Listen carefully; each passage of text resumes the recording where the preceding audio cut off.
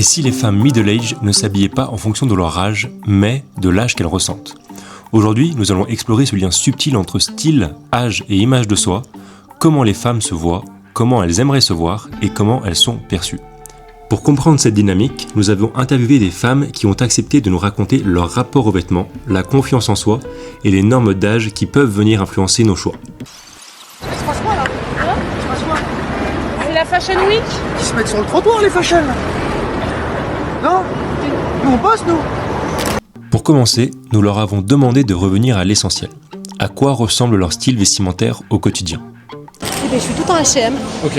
aujourd'hui, avec le pantalon léopard, le pull léopard aussi. Et non, les chaussures, ça vient d'une boutique à Chalon-sur-Saône. Ouais, J'ai des escarpins, une jupe violette, un haut noir, avec des petits boutons là. Voilà, je peux ouvrir, voilà, je sais exactement comment je suis habillée. Alors, je porte une tenue plutôt où je me sens à l'aise. Pour moi, la mode, c'est ça, c'est se sentir à l'aise. Donc, comme je suis enseignante et je suis tout le temps debout, je ne peux plus porter des talons. Donc, je des bottes, un jean que j'ai mis. Ouais, que j'ai rentré dedans pour faire un peu l'effet des modes de cette année, un peu bouffant, Aladdin. Et j'ai mis un pull et ma veste, parce qu'il fait froid. Mais plutôt une tenue décontractée pour être bien en cours avec mes élèves. Ce style actuel, reflet de qui elles sont aujourd'hui, prépare déjà le terrain pour comprendre comment ce dernier a évolué au fil du temps. Après avoir parlé de leur style actuel, nous les avons invitées à remonter le temps. Comment s'habillaient-elles à 20 ou 30 ans et surtout, qu'est-ce qui a changé ou pas depuis? Ces questionnements mettent en avant leur parcours avec des phases d'expérimentation, des moments charnières qui ont influencé leur façon de se présenter au monde et l'évolution vers un style plus assumé. C'est ce que nous montre l'étude réalisée par Sharon-Marie Giloulet et ses collègues lorsqu'ils ont mis en évidence les 7 cadres à travers lesquels les femmes expérimentent leur rapport à l'âge. C'est l'occasion de comprendre non seulement leurs vêtements d'hier, mais aussi les événements de vie qui ont façonné leur rapport au style. Pour ce faire, on leur a posé la question suivante. Comment décririez-vous votre style à 20-30 ans? C'est exactement le même, c'est-à-dire que moi je m'habille vraiment en fonction des situations dans lesquelles je vais exercer. Voilà, là je suis en intervention, j'anime un atelier vocal, j'ai une soirée avec des étudiants ce soir aussi et des profs, mais quand je suis, pour moi je suis aussi actrice, metteur en scène. Pour moi le contexte en fait il est très important, donc je vais m'habiller en fonction de ce que je vais faire. Je pense pas qu'il ait beaucoup changé. Peut-être qu'il changera à l'avenir. Il y a étonnamment peu de changements. On est sur toujours le fameux jean pull qui m'accompagne depuis vraiment longtemps. C'est difficile d'en sortir, donc plutôt du confort et puis des coupes très sobres et très classiques qui justement traversent un peu les époques. Donc oui, quand j'étais plus jeune, j'étais vraiment très olé, très pointu, ouais. Okay. Mode très pointu. Après, là, je le suis peut-être, je sais pas, à travers les yeux des gens, mais pour moi, non, je le suis quand même moins que j'ai pu l'être. Est-ce que votre style a évolué depuis ces années-là? Je pense que non, j'ai l'impression que j'ai toujours évolué au fil des années en fonction des collections, mais... De ce qui se fait, mais toujours en restant fidèle à vous-même. Voilà. Et est-ce que vous avez vécu des moments charnières qui auraient pu influencer ce changement? Peut-être le travail. Alors, ça a changé peut-être par rapport au travail, que j'essaye de faire attention par rapport au travail avec des jeunes, donc il faut faire toujours attention. Mais même quand j'étais enceinte, que j'avais pris 25 kilos pour ma grossesse, que j'étais énorme, je n'ai pas changé mon style. J'essayais toujours de trouver chez Zara des tailles plus grandes, mais toujours essayer de m'habiller comme je m'habillais avant. Il y a des moments charnières, oui. Il y a effectivement les grossesses, mais finalement, c'est pas vraiment un changement de style. C'est plutôt qu'on s'accoutre un peu comme on peut, plutôt sur les derniers de mois, donc c'est très court. Mais oui, ça fait partie des moments où on change un peu de vêtements, un peu plus amples, les fameux jeans de grossesse. Bon, mais c'est un peu délirant, donc on est content de les tester. Après, c'est vrai que ça me fait vraiment suer de changer ma garde-robe si je dois prendre, je sais pas quoi, 5-10 kilos parce que c'est la vie. C'est vrai que c'est des choses qu'on appréhende. On dit, moi, j'ai pas envie de changer mes habits que j'aime bien, dans lesquels je me sens bien, parce qu'il faudra le faire. Donc j'aimerais que ça ne m'arrive pas. Mais je porte beaucoup les jupes longues parce que j'ai un problème de santé qui m'oblige à porter des bottes où c'est un problème du cœur. Alors donc je mets des bottes contention tout le temps. Donc je porte très souvent, tout l'été, je porte des jupes longues. Pour cacher les bottes, parce que c'est pas très beau. Et le pantalon trop chaud. Leurs choix de style sont souvent guidés par l'âge ressenti plutôt que celui indiqué sur leur papier. C'est ce que Denis Guillot démontre dans son étude. Il appelle cela la tendance d'âge subjectif, se sentir plus jeune que son âge réel. Cette notion peut venir influencer ce que les femmes osent porter et comment elles se perçoivent. Les grandes transitions de vie, comme un nouvel emploi, une maternité, un déménagement modifient la manière dont elles se définissent et donc le style adopté. Pour aller plus loin, nous leur avons demandé ce qui guide vraiment leur choix lorsqu'elles s'habillent.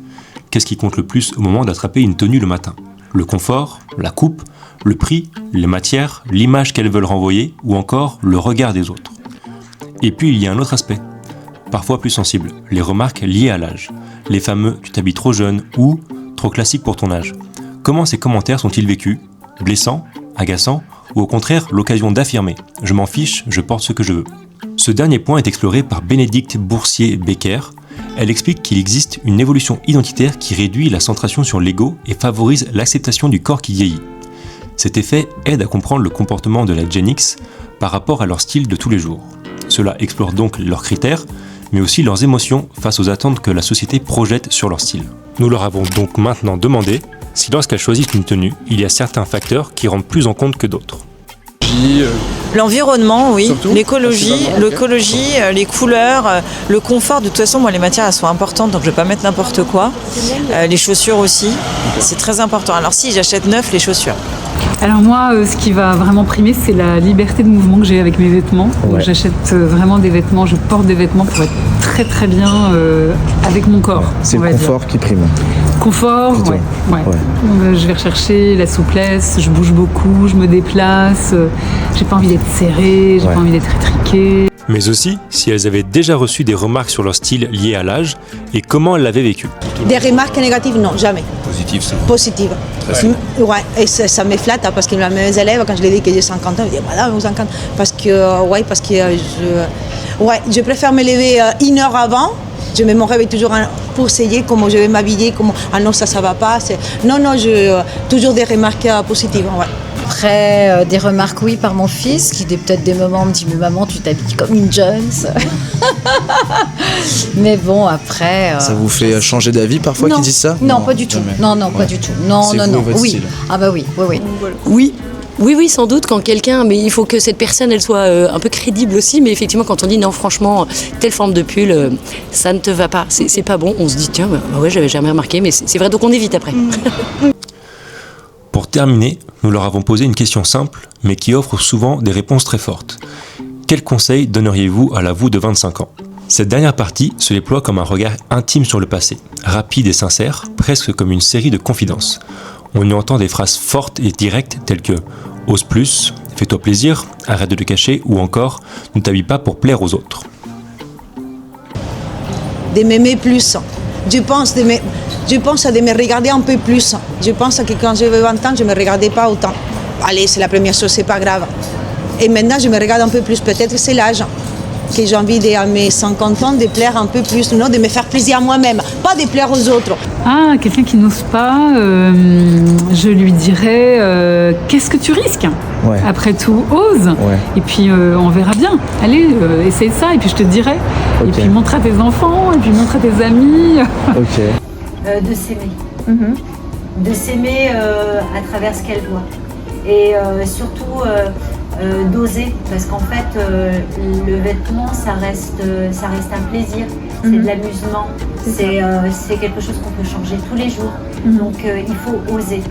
Oui, il y en a quand même quelques-unes, oui, qui souvent disent « bah non, je suis trop vieille pour porter ça », donc je me mets en parallèle avec elles, je leur dis « bah écoutez, moi je suis comme vous, et voilà, donc j'essaye de prendre la place, de leur expliquer, La science confirme ce que beaucoup ressentent. Oser, se faire plaisir et rester fidèle à soi-même est plus important que de suivre des codes liés à l'âge.